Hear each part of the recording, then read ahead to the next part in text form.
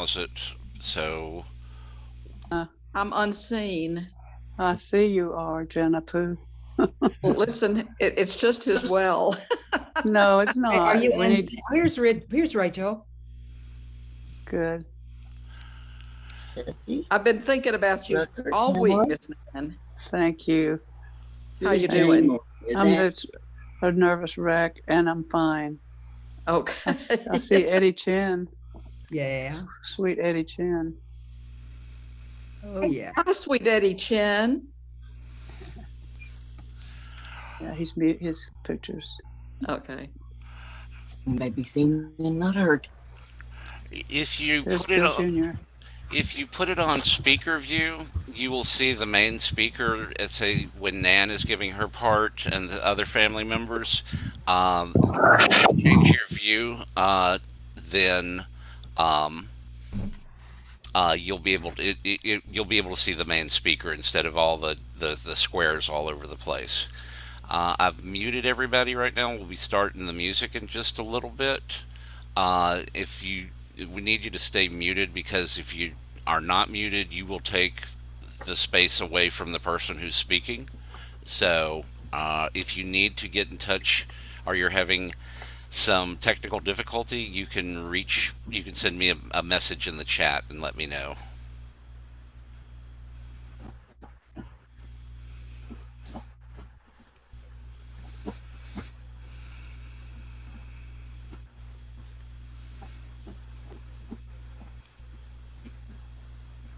Well,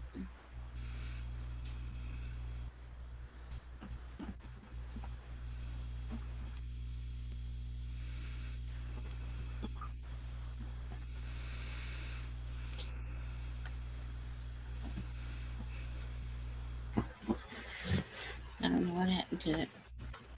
Yours the same way. I just can't get on. I'm having trouble getting on the email, so I just can't get on the email.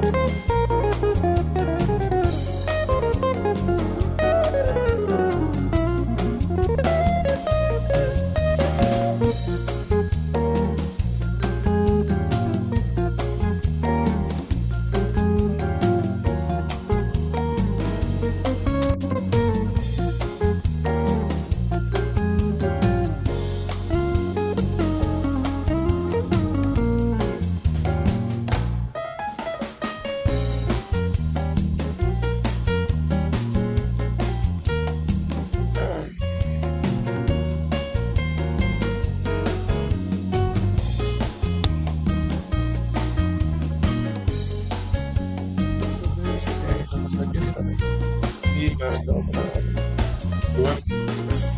Myself, I see James.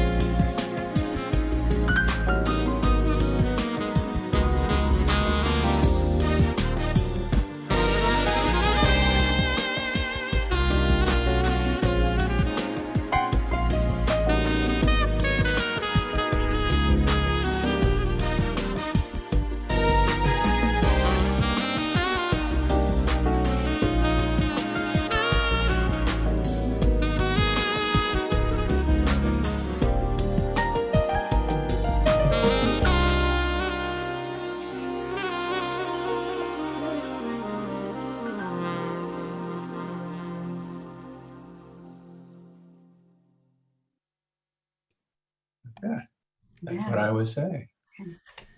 Good afternoon and welcome everyone. I'm the Reverend Chris Bice, minister of the Tennessee Valley Unitarian Universalist Church, and I want to begin by saying I think Bill would appreciate how many of you he saw moving around to the music as we enter into what is really, well and truly a celebration of life. Because this technology is new to some, I want to let you know you do have some control over the options. If you look up at the top of your right hand, you'll see view, and you can decide whether you want to see everybody at once or whether you can move to speaker view where you just see the person speaking. And so you have choice over what you would like the most. We do ask people to stay muted because other people are speaking. The more people who have their mics on, the less you can hear. So if we can turn off the mics when other people are speaking, that's very good. Mark Mahundro, who you will see on there and see in the chat feature, he's available for any questions. If you have any problems that or questions about how to use the technology, you can message him, or you can, if you can't figure out how to message him individual, just put it in the chat with everybody and he'll see it.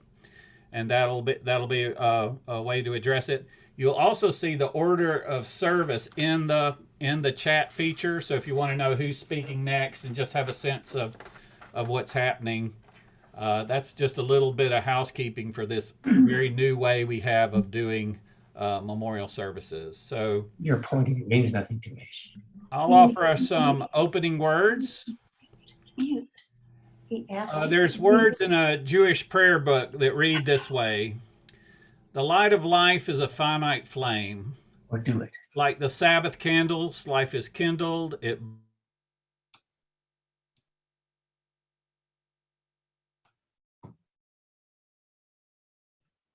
muted, Chris.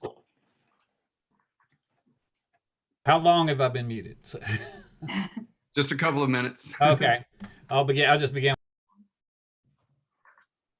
Oh, you're muted again. I don't know what's going on. I said unmute. Mark, can you make sure I stay unmuted? Okay.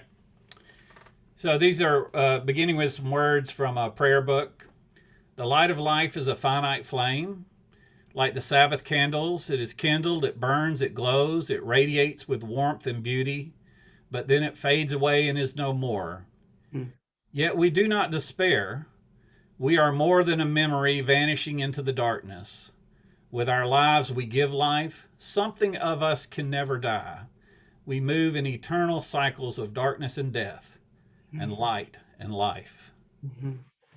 So we are gathered here today to tell stories about a storyteller.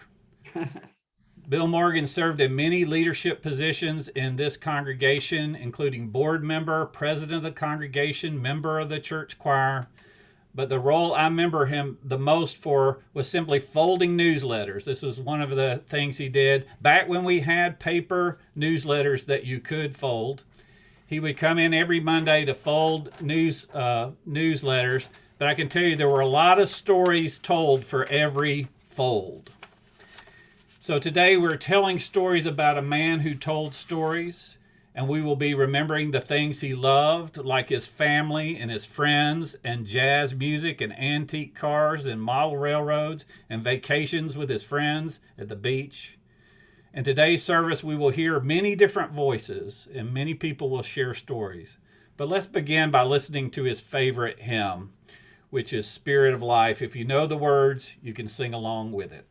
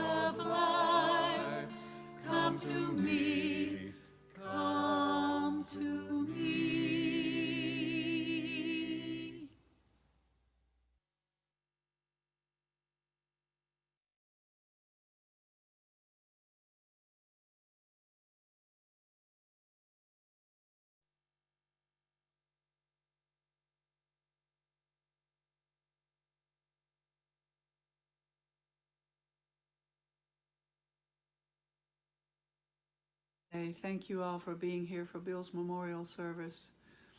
Bill Morgan is somebody that it's very easy to memorialize,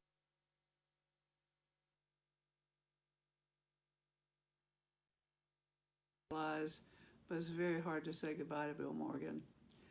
I also wanted to thank all of you for the many lovely cards, the flowers, the memorial donations, the phone calls, the delicious and nourishing food that showed up on our doorstep from all of you.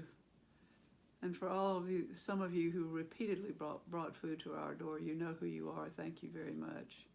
It's amazing, isn't it? The magic of being in a space where others step in and do the things you can't seem to do for yourself in a crisis. Of course, Bill expected for this service to be an in-person event. Of course, we all did. And it was very difficult not to be able to have a service after he died so that I could be with all of you all and we could all be together to mourn his loss. But it is what it is. So now we are happy to join together in the new normal of our lives and celebrate his life by using technology. Today we also celebrate Bill's birthday. Yes, Bill's birthday is March 7th. He would have been 92 years old today. So today we celebrate the day he came into this world, and we commemorate his passing out of this world as well. I was thinking about what I wanted to say today, and the thought occurred to me to tell the story about how Bill and I got together and started our journey. I'm sure many of you who have known us for a long time might have wondered how in the world we became a couple so soon after Lillian had died. So I have a story to tell you. My first husband, Charlie Wells, and I found a family church home in Tennessee Valley Unitarian Church in the mid-60s, and the Morgan family also were members of TVUUC. So we all knew each other from church and church events over the years, but we really didn't socialize outside of the church. Lillian and I were friends in that church context, and whenever we ran into each other out in the world, we would always have a nice connection. But I never really had conversations with Bill. One Sunday after church, however, they invited me to their condo in Sequoia Terrace for lunch. I remember we had chicken salad that was really delicious. Of course, Lil was a great cook. Those of you who knew her know that. And the three of us really had a nice visit. I do remember noticing how fluidly they worked together with very little conversation between them to get lunch on the table. Watching them seemed like a tiny window into their shared life. Lil and I did most of the talking, I think. I don't really remember. Of course, I don't remember what we talked about, but it was a very pleasant lunch, and it was the only time that I was in their home. So when I heard that Lillian had died, I remember thinking, oh my gosh, how is Bill Morgan going to make it after losing Lillian? I was recently familiar with grief and loss myself, as the person I had been dating for a few years had died the year before of a sudden heart attack. That was so emotionally stressful for me, and we had only been together for a short time compared to the long journey that Bill and Lillian had shared. As a good Southern girl, and because I felt so sad about Lil's death, I took some food over to their condo in Sequoia Square, which oddly enough was next door to a condo that the kids and I had lived in the year after Charlie and I had separated, and before the Morgans lived there, of course. Bill was at home alone when I stopped by, and we talked at length about our mutual experiences of grief and loss. I remember Bill saying that they were at the beach with the Beach Bunch when they got together,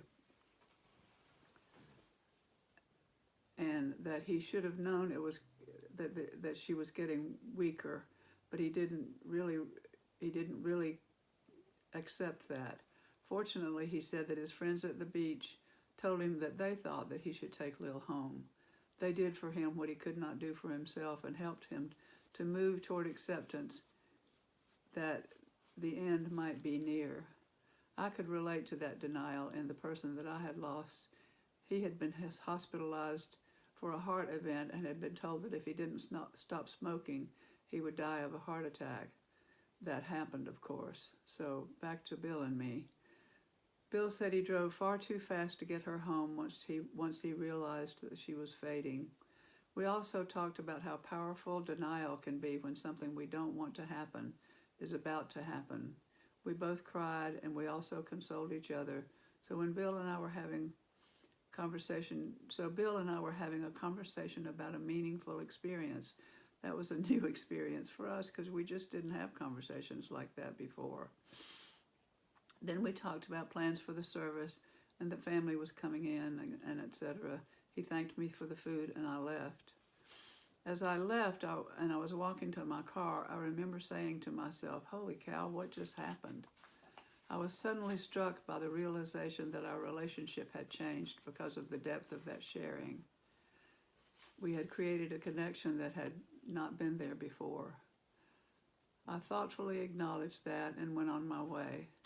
So not very long after Lillian's memorial service, Bill called and we got together and talked because he had felt it too. And that was the beginning of our journey together. We had 26 years together, 2 weeks shy of 26 years together, and we felt very lucky to have that much time. He left a note for me before he died that said, and remember, we were lucky to find each other and have our time together. I couldn't agree more. So today you're going to hear some lovely things about Bill Morgan. He loved flying and airplanes in general, and we have many model planes in our home that he built. He was such a good writer, and he loved writing and planning events, which was part of a job made for him at UT. He enjoyed his lunches with Jane. He enjoyed restoring classic cars with Porter. He enjoyed traveling, especially those trips to Europe with the UT singers. He enjoyed his lunches with Jim Kelly, where they enjoyed the same old stories over and over as if they were new. He enjoyed theater, of course. He loved music in general, especially jazz. He actually enjoyed singing in the choir too, and at one point in his life, he was even a choir director. He liked the Breakfast Club at Harold's, and then at Pete's on Union. The Breakfast Club consisted of former UT employees that he knew. He enjoyed bridge with the Ostermeyers. He enjoyed everything about the Beach Bunch, I think, except sometimes the challenge of finding spacing that suited everybody when he was trying to fill 3 houses for a beach trip. He loved music in general. He loved jazz. He loved feeding birds. He loved watching birds. He loved reading about birds. So I'm very grateful for the life that Bill and I had together. We had our ups and downs, of course, but nothing that came anywhere close to a deal breaker. And we learned a lot about ourselves and each other in the process. We could even laugh later about some things we had seriously differed on. We could take it lightly and laugh at it. I'm grateful that we could share our children and grandchildren, other relatives. That's been such a blessing to me and to all of us, and I'm so grateful to have all the Morgans in my life. I'd like to close here with words about loss that were in a card I received quite some time ago. Because it has been so helpful to me, I'd like to share it with you, and it goes like this. I love you, and I leave you only to become a part of all that will comfort you. So do not look for me in closed places like a mourner at a tomb. When I leave you, I will be completely free, a part of all you are and all you see. And because I have gone first, when you weep, even the dust will care as I will be caring. And when your heart is full, even the stars will sing as I will be singing. So thank you for being here, and gratitude all.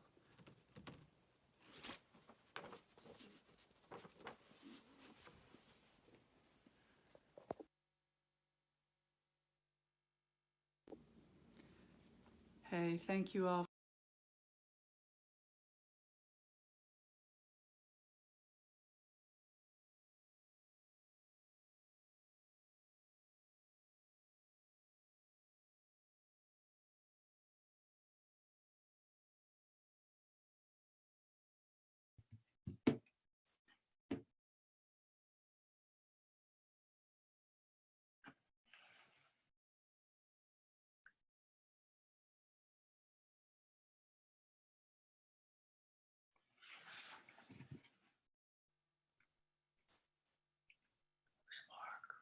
don't know.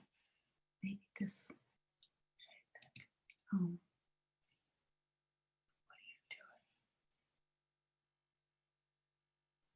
Hi, my name is Sally Roundtree Klein, and it is such an honor to speak today about my memories of Bill Morgan. Bill Morgan was a powerful influence throughout my life. He and his first wife, Lillian, and my parents were young next-door neighbors in Savannah, Georgia, who became lifelong friends. When Bill and Lillian moved to Tennessee, our families visited back and forth, usually every summer. Whether Bill was making this second grader laugh in hysterics at the tail of Tar River or allowing us kids to bury him up to his neck in the sand at Tybee, he made us feel loved and accepted. Though I saw him as a sophisticated adult, his inner child had no problem coming out to join us as we built the most elaborate sandcastle on the whole Strand. When I was a teenager, he was the cool parent that I couldn't see in my own. He never talked down to me, a teenager's dream come true. I always felt like he respected my opinions and was interested in what I had to say. And when, at age 19, I married his son, his love and support for me was not showy, not spoken, but always there. I remember one day just before the wedding, I found myself in a large room surrounded by my new family members. The Morgans, with their fine intellect, their wittiness, and their confidence, were a bit intimidating. And as I sat by myself, I wondered if I would ever be able to keep up. I was afraid. Bill saw me across the room and quietly came over to stand next to me. "Pretty rowdy group, aren't they?" he said with a smile as he put a fatherly hand on my shoulder. I knew then and there that he was a friend who read me loud and clear.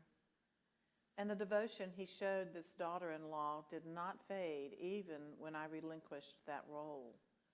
Newly single, I was struggling to survive on a meager salary. Bill came to me privately and offered to put me through college. That's the kind of man Bill was. Although I declined his offer, it made a huge impression on me and has served as a guide whenever I find making the right decision a tough choice. Bill came to my second wedding and my third. At my third wedding, he grinned as he led me onto the dance floor saying, "You know, Sal, these weddings just keep getting better and better." Bill continued our friendship through the years, visiting my husband Tom and me at our home with his dear Nan, and there they are on our dock. For all that Bill taught me, I fractured his hip, right? In his debt. He was an intellectual who lived in the real world, a pragmatic statesman, and a man who followed his ethical and spiritual beliefs with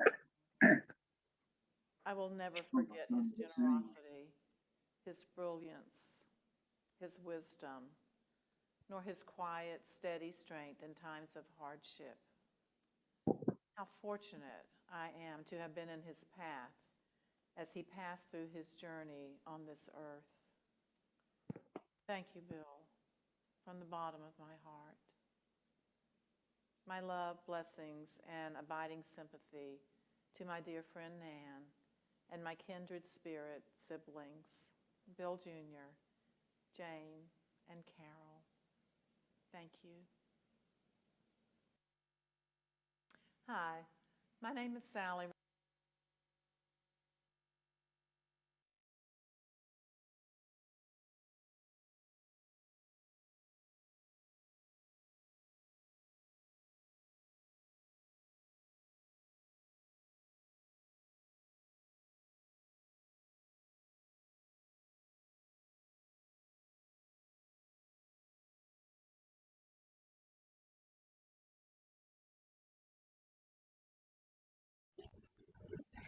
All right, I hope everybody can hear me. Bill, my grandfather, was a writer for a living. As a young man, he was editor and sole reporter for the Loudoun County Herald, which was owned by his father. Later at UT, he wrote video scripts, speeches, and dedications, magazine articles, and press releases. He was business manager for UT Singers some years later and for the Hunter Hills Theater for the first few years after it was given to the university. He even served as head of the university concerts and brought Elvis to Knoxville. He was very comfortable on a college campus because he grew up on one, having been born in Berea, Kentucky. In 2000, he wrote about an early passion in this essay called "To Fly or Why I Had to." I can't remember when I didn't want to learn to fly. I can't identify anything specific that led me in that direction, but it certainly happened at a very early age. It may have been my easy access to the Berea College Library, where periodicals were available far beyond what one could normally find in a small town back in those days. Air Trails, now Flying Magazine, was the most popular. I don't remember knowing anyone who was a pilot or even talking to anyone about aviation. There was, however, my cousin Max of North Georgia, who flew P-47 fighters in the Air Force and was known to land at Chattanooga with his brakes locked in order to blow a tire. While a mechanic and a tire were flown in to repair the airplane, he would, successfully so I heard, set out to meet a girl. Mother was always afraid I would turn out like Max. I wish. Sometime in the 1940s, just before the U.S. got into World War II, an event occurred that really stirred me up. What I know now was that one of the prototypes for the P-51 Mustang fighter, which is very hush-hush and secret, got a bit lost in the mountains in some very nasty weather. Low on fuel, the pilot tried to land in a field where the college dairy cows grazed. He pulled it off, too, until hitting a drainage ditch which wiped out the left main gear. The pilot, shaken but unhurt, disappeared to notify the proper authorities. Word traveled fast, and my friend and I were soon there to climb all over what was then a very experimental fighter, soon to be the best of World War II.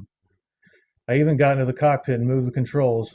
Believe me, it was hot stuff for a small-town boy, and it underlined big time my desire to learn to fly.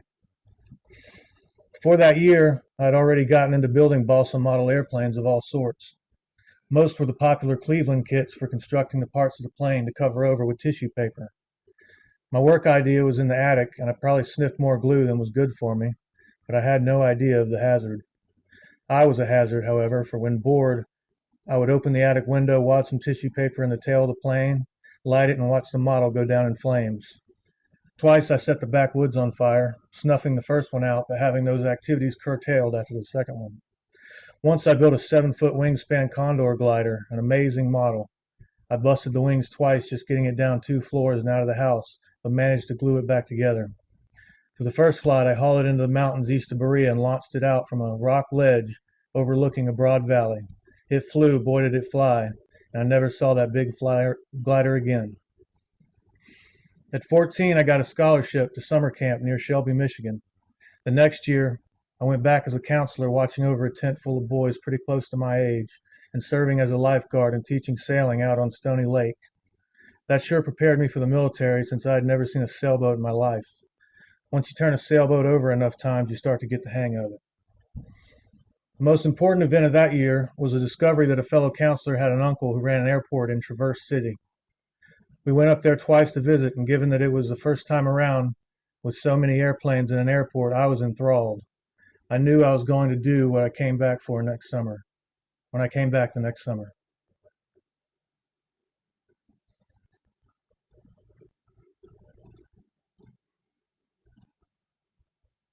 So at 16, I was back in Michigan and on the kitchen staff of the girls' camp. That was 600 or so girls and 15 guys in the kitchen. Now, as an employee, I had a little money. My parents never asked me what I did with it, especially since I paid my way home. So weekends, I hitchhiked to Traverse City for 1 and sometimes 2 flying lessons. My friend's uncle instructed me for free, and I just paid for the gas. He had been running a civilian basic flight training program for the Air Force, and although World War II was winding down, had access to plenty of fuel. I remember that an hour cost me something like $3, big money in those days as a teenager. After trying out a couple of flights in a small tandem 2-seater, we moved on to a Stearman biplane with 2 open cockpits. One day on my 5th weekend, my instructor got out after a landing and said he was going to get some coffee. It was solo time. I don't remember being scared at all or apprehensive, only very intense, concentrated, and proud. I don't think I ever flew better landings than those first 2 on my own. I got my shirt tail cut off in honor of that occasion. For a long time, I kept that souvenir, although I have no idea what happened to that scrap of cloth. I flew whenever I could that summer. I would hitchhike to Traverse City, strip off to a pair of shorts and goggles, and blast out over Lake Michigan looking for ore boats. They had front and rear superstructures with a low section in the middle, perfect for zooming through at low altitude to impress the boat crew with my skill. I was young and stupid, and it all came to an end when I brought a section of radio antenna wire back from the airport, trailing from the tail wheel. I really caught hell. By the end of the summer, I was a licensed pilot. I went home by way of Chicago just in time for a celebration of VJ Day.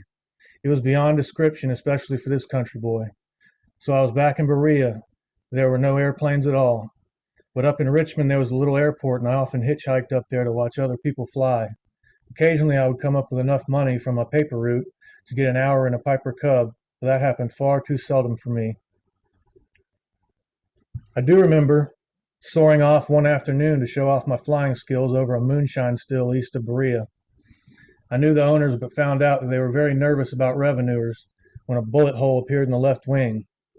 That cost me $10 for repair, a serious lecture from the airport, and the realization that my friends were such good shots they could have made it much worse if they had wanted to.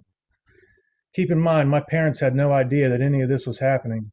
They would not know about my flying until I went into the Air Force 3 years later.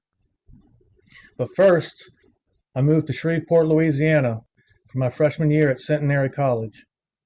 My roommate was a pilot, and his uncle got me a job ferrying baby chicks between Oklahoma City and New Orleans. Most of the flights were at night, and I would tune into the great jazz station in Dallas to help me pass the time. I've loved jazz ever since. The uncle was buying up surplus P-51s, and my roommate and I would go out and chase each other around the clouds and have a big old time. Did we have any business flying a hot aircraft like that? Of course not. But later in the Air Force, when a lot of guys in training were letting P-51s get away with them with fatal consequences, for me it was a piece of cake. The other thing that happened in my freshman year was the Texas City explosion. A merchant ship loaded with fertilizer blew up in the harbor and devastated the city. We flew in medical supplies, mainly blood, and when off the runway in Shreveport, I could navigate to Texas City by the huge plume of smoke more than 300 miles away. Flying continued to be a passion after that, aircraft of all kinds. I learned the truth of the old adage that there are old pilots and bold pilots, but there are no old, bold pilots. I'll be the first to admit that I've been extremely lucky. I never have been truly frightened because when things come unglued, you're so focused on dealing with it that fear doesn't come into it. It's only afterwards, and with a good case of the shakes, you know what's been dealt with and what's learned from. Nothing in this world has given me such wonderful moments as when the magic of flight has touched the very core of my being. Moments in moonlit clouds, times of high flight and clear air so cold that the aircraft skin takes on a sheen unlike anything else I've ever seen. A sense of escaping into a realm so special that you only know pilots that have been there. I don't fly anymore because I don't do it enough to keep my skills sharp, but I've always shared my love of flying when I could. My first wife, Lillian, flew with me until our children were born and then wouldn't. My second wife, Nan, would, I think, but it's too late. I may not fly, but it has not left my being and never will. Even now, when I see a plane flying over, I have to look up. I can relate to the sounds, the smells, and the feel of flying that plane, large or small. I know what it is like to be in that seat. I am kin to that pilot.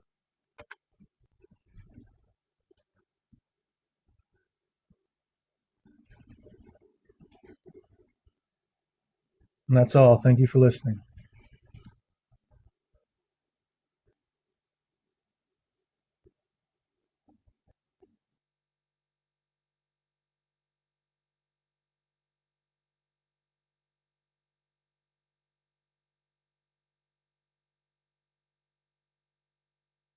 Hi, this is Jack Porter, and I've written a short note about my relationship with old dog Willie Bill Morgan.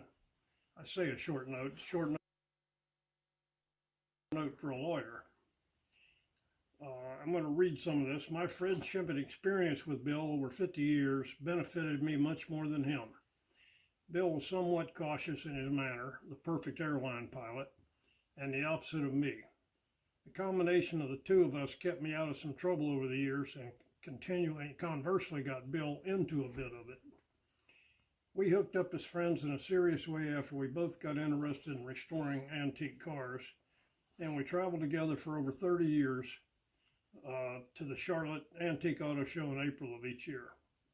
A typical day at the car parts flea market would have me haggling with the vendor over the price of a 57 Edsel part, shortly followed by Bill, fairly loudly and with a hint of exasperation, reminding me that I didn't have a 57 Edsel.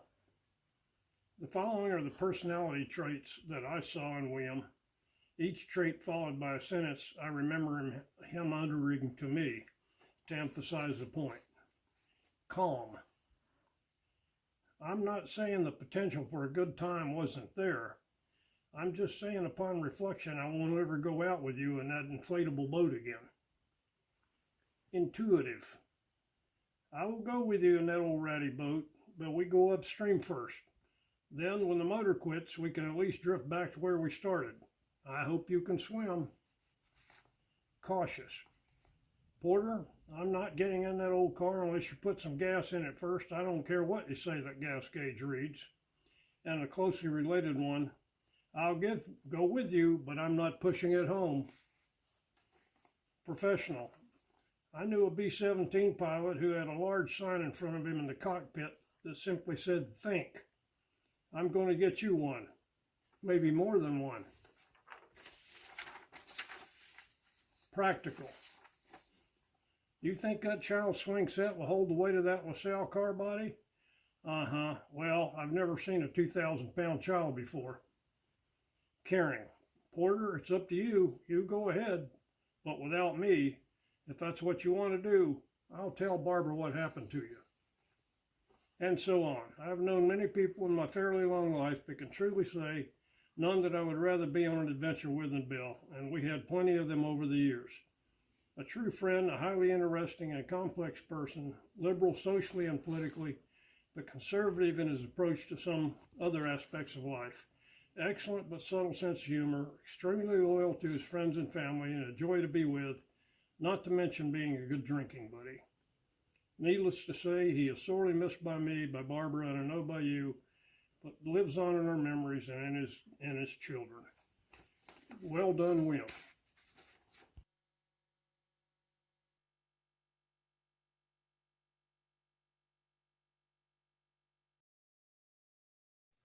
Jack Porter, that was a good one.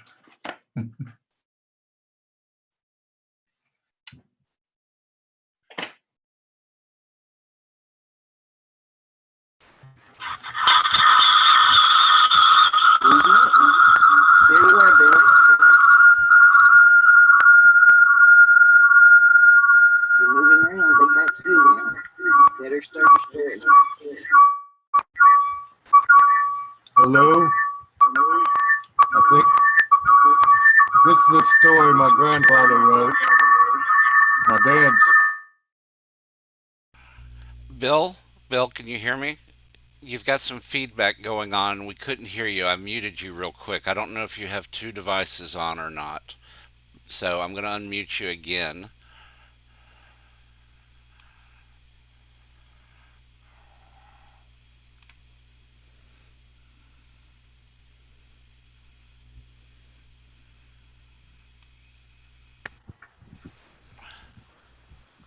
There, you're unmuted. It's because yours is on.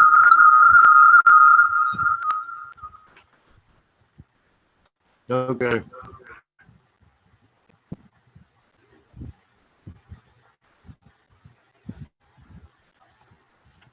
It's the story of Tar River. My grandfather, Charles T. Morgan, wrote it. My dad adapted it and sort of perfected the reciting it. I'm going to do my best. Me and my pa lived up on Tar River together, about a mile and a half, 2 miles apart. Our favorite pastime in those days was coon hunting. One day my pa told me if I didn't want to go coon hunting. I asked him, I didn't care whether I did or not. So he wrapped his neck around his axe handle and I threw my shoulder blade over my gun barrel, and we went coon hunting. Dad called up all the dogs, except old Loud. Then he called her up too. We walked and we walked and we walked till we came to where the creek crossed the river on a footlog. And my paw looked high, he did, and he spotted a larapin, terrapin coonskin up a long, slim, slick sycamore pine sapling. He was sitting on a dead snag about 40 feet high. So my pa told me, wasn't I going to shoot that coon out of that tree? I asked him, I didn't care whether I did or not. So I laid the fork of my gun barrel against the barrel of a blackjack crabapple tree. When I pulled the trigger, all she did was snap. So then my pa told me if I wasn't going to climb up there and shake him out. I asked him, I didn't care what I did or not. So I climbed and I climbed and I climbed, and I shook and I shook and I shook, and I heard something fall out, and it was me. About that time, all the dogs jumped on me, except old Loud. Then she jumped on me too. I told my pop he wasn't going to knock them dogs off me, but he said he didn't care whether he did or not. So I'd had about enough coon hunting for that day. And on the way back, we came through the pig patch. All the little pumpkins were eating up the pigs. Made my dad mad. He picked up a pig and ran all the little pumpkins out of the pig hutch. Now I had me a girl down on Tar River. She lived about a mile and a half, 2 miles on down the river. One day my pa told me if I wasn't going to go to see myself.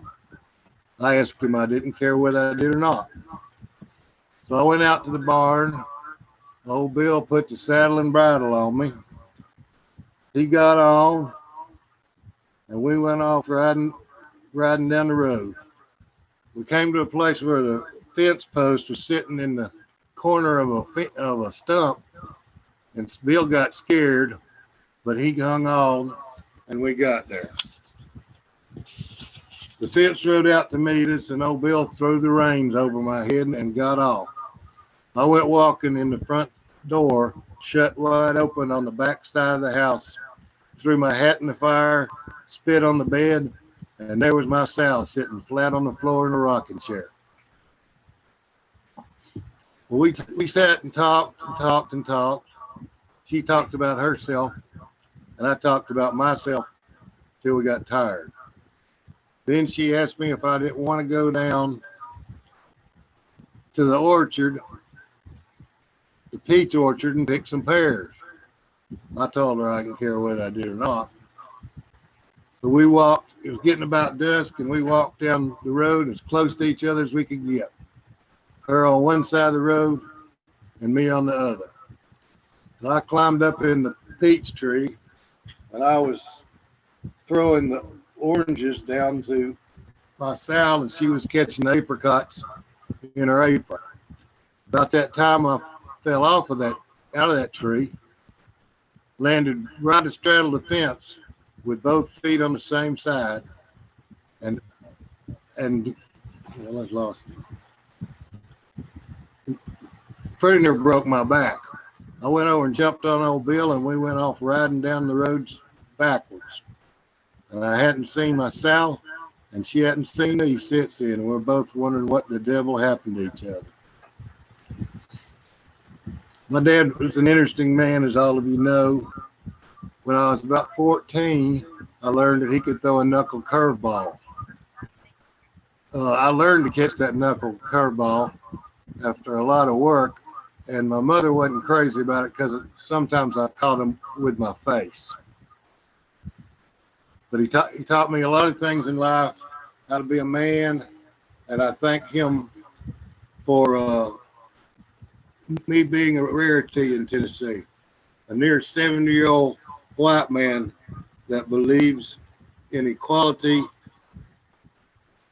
and the pursuit of happiness for everyone. Love you, Deb.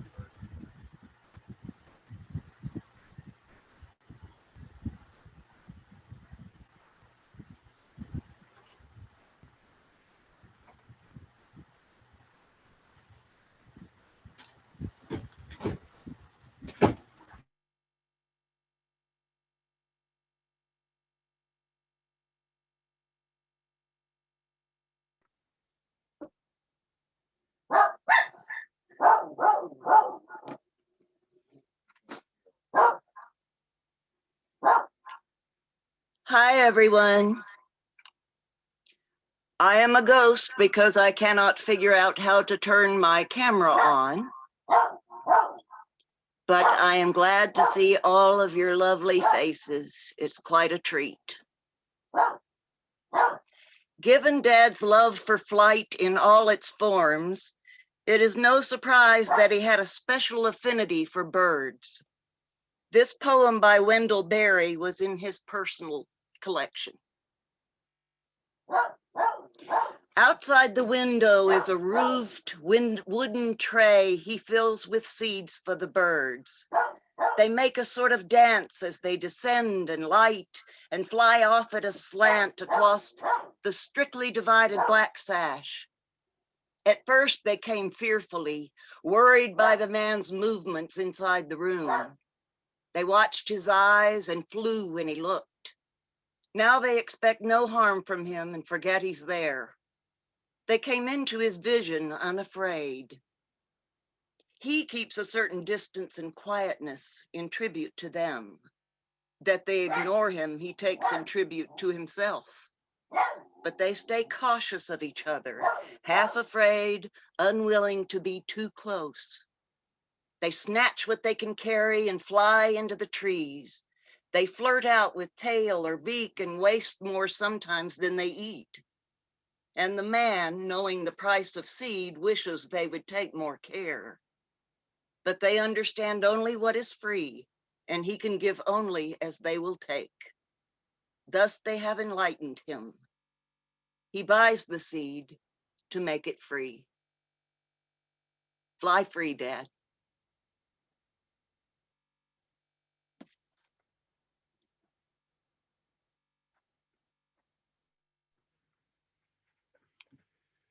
I guess that means it's my turn. Lordy.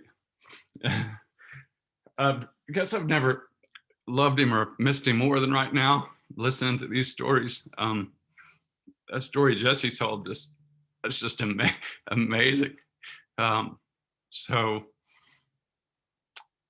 the short piece that I have is just how grateful I am that he gave me the gift of being able to relax and live my life, knowing that my mom was taken care of, that she was loved and supported and cared for, so I could go do all the crazy shit that drove mom crazy, excuse my French. The one brief thing, and I'm glad that I didn't prepare anything, because listening to the music at the beginning of the service, when I moved back from Manhattan, I stayed with Mom and Bill for a while, a couple of months upstairs while I was getting some stuff sorted. And I remember one morning, early afternoon, there was just music just blasting downstairs. And I thought, what in the hell is going on? I went down there and it was just Bill, just with jazz, just volume 11, just rocking out, having the time of his life. And I love that so much. You know, my brain didn't want to picture or couldn't see him in that place. And it was fantastic. So I'm grateful for the family that I have in Bill and Jane and Carol. And grateful for all the years of love and support. And thank you guys for being here in this crazy, bizarre, surreal Zoom event. I appreciate you all, and I know that Mom and all the Morgan kids do too.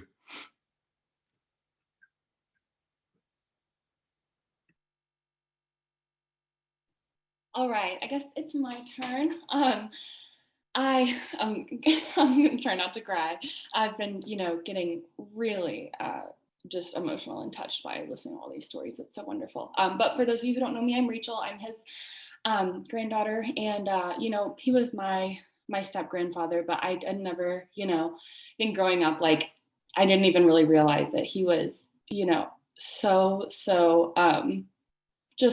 just such a wonderful grandfather. I didn't really prepare anything. I just have a couple little stories that I wanted to tell. The first is I guess just how, I'm sorry, I'm getting a little nervous. I didn't prepare anything because I just wanted to sort of tell these little stories. But he was so just absolutely had this way of making you feel like just this calm, like there could be kind of chaos in the room or whatever. And you would look over and he would just be sitting in his chair, like with this thoughtful look, like he noticed you, or, he's like, yeah, it's kind of crazy, like whatever, and it's funny because our dog Daisy is really, really terrified of everything and everyone. And whenever we would come to Nana and Poppy's house, Daisy would just get sat right by Bill because she's like, this is the guy who is calm and safe and has the good, steady energy that I like. But the other thing I wanted to, show was this little picture that Nana gave me that I've had sitting on my nightstand of me and him. And I just have such fond memories of all the wonderful grandfather stuff that he did with me, taking me, for walks with Tuffy, who was Nan and Bill's dog, and making waffles for breakfast, like when we would come visit, and just like, he was just there in the moment with us, just like it was, and I don't know, there's just so many good things I could say about him. Just the most calm, I think that Poppy came into my life because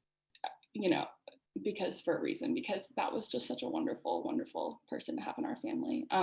Anyway, I think I'm kind of rambling, but I just wanted to sort of tell those little stories. I didn't want to read something because I wanted to just sort of say it. So anyway, and the other thing I wanted to say is I'm so, so grateful for all the family that he brought into our life. My Aunt Carol, my Uncle Bill, my Aunt Jane, my Uncle Michael, and then my cousin Jessie, who was the coolest big cousin ever when we were kids. We just got such a wonderful whole family out of the connection. So thank you all so much for listening. And yeah, that's all. Thank you. I love you, Poppy.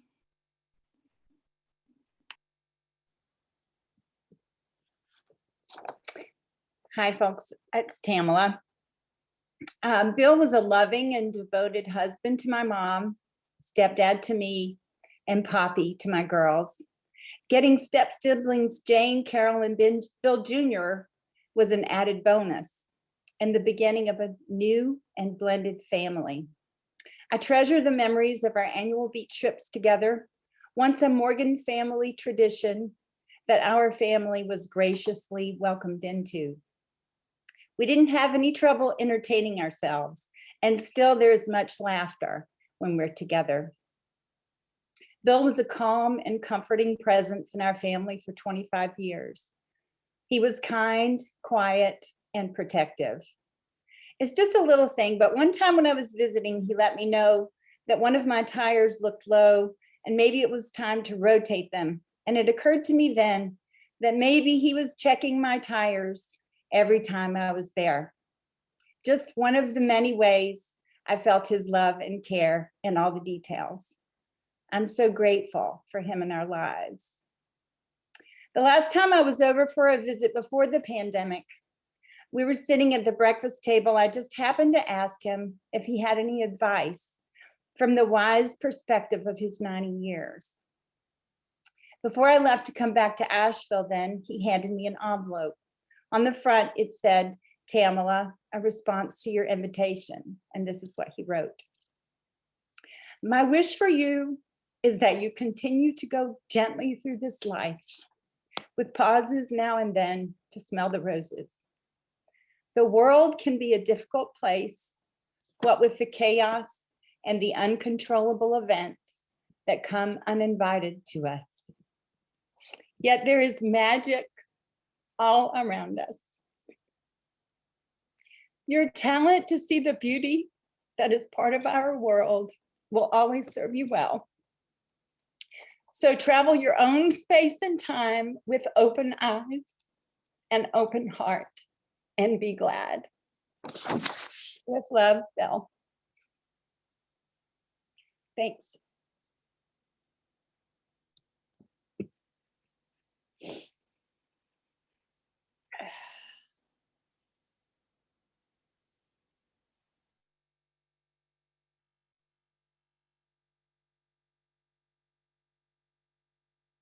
Hi, this is Jack Porter, and I've written a short note about my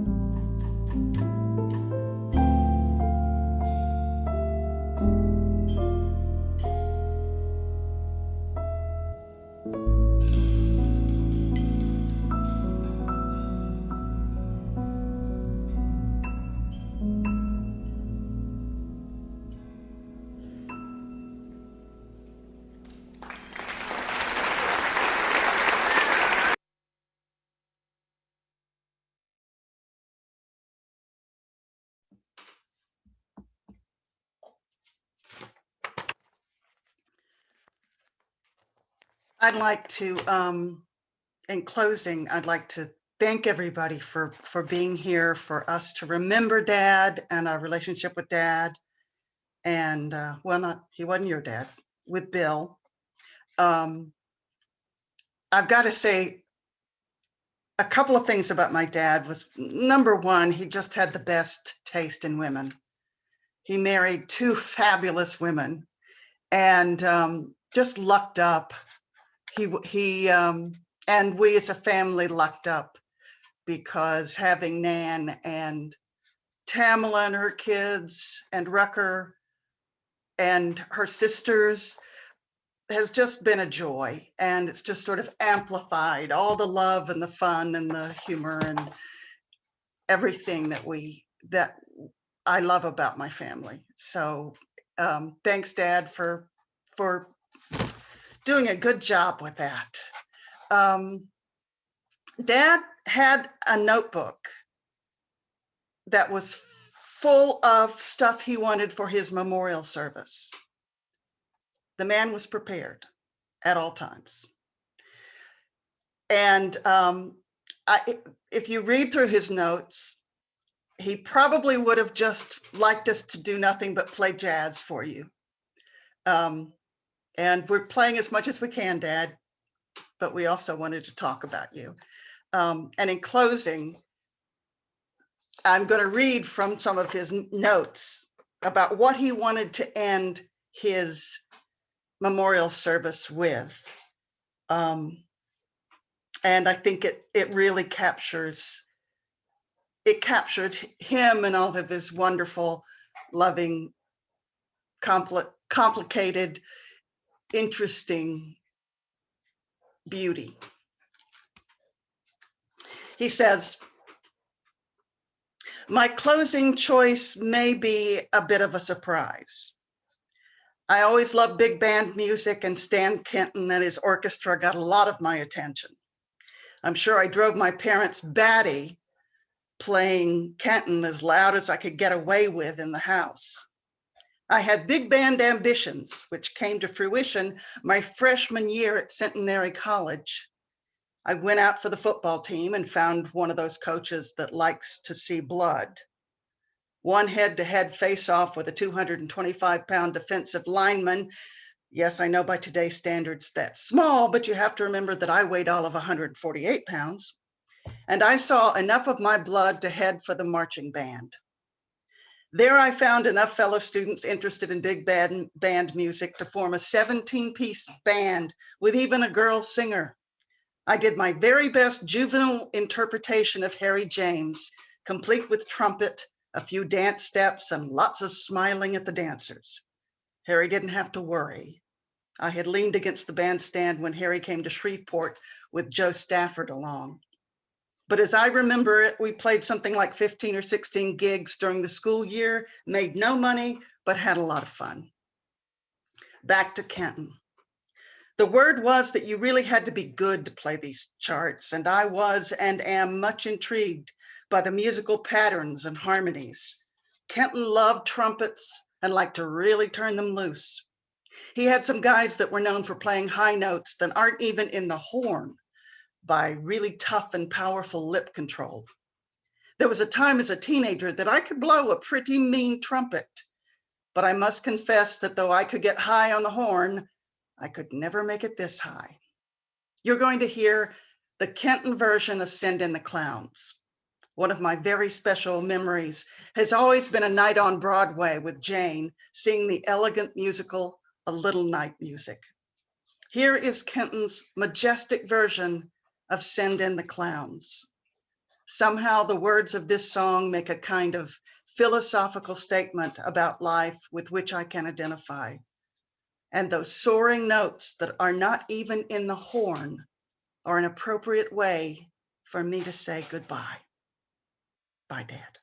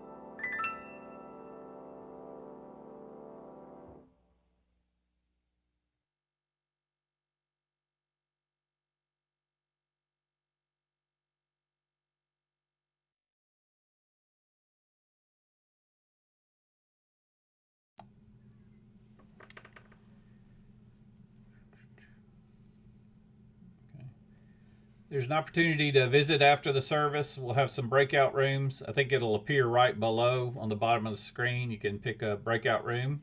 So there we go. And you have an opportunity to join and visit.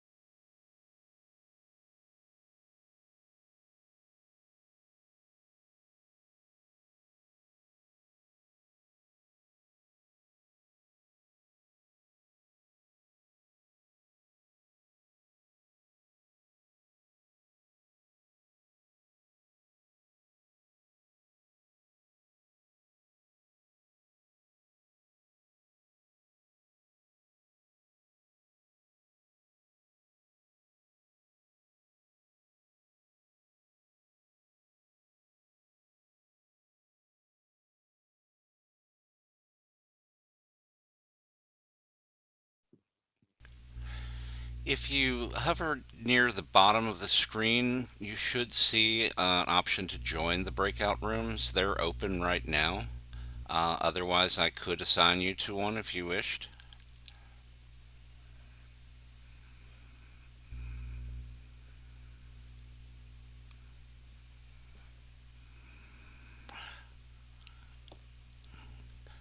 Pull up I don't see a breakout room down by the bottom of mine. I can put you in one if you wish, Liv. Yeah, this is Nan's family. This is where Nan will be. So You want me to put the family in a separate room, or do you want to go into one with Chris or Carolyn? I didn't know we were gonna have this part, Mark, so what would you I like? think Chris just, I mean, he wanted to have the opportunity if people wanted to visit, so. Okay, so you can put the family in one. That would Okay. be that would be you know who the family is, all the Morgans and the Wells. All right, I'm putting y'all in room 3. and Lindsay and Yeah.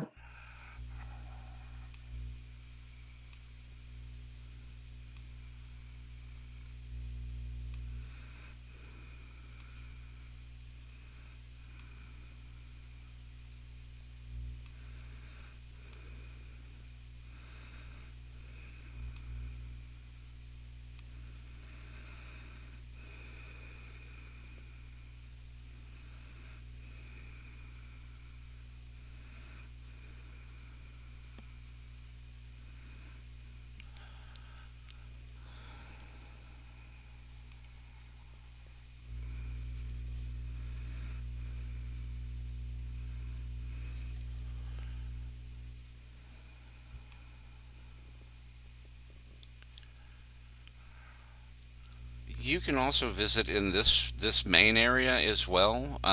It's you're more than welcome to do that as well and unmute yourselves. But if you did want me to move you into a room, just let me know.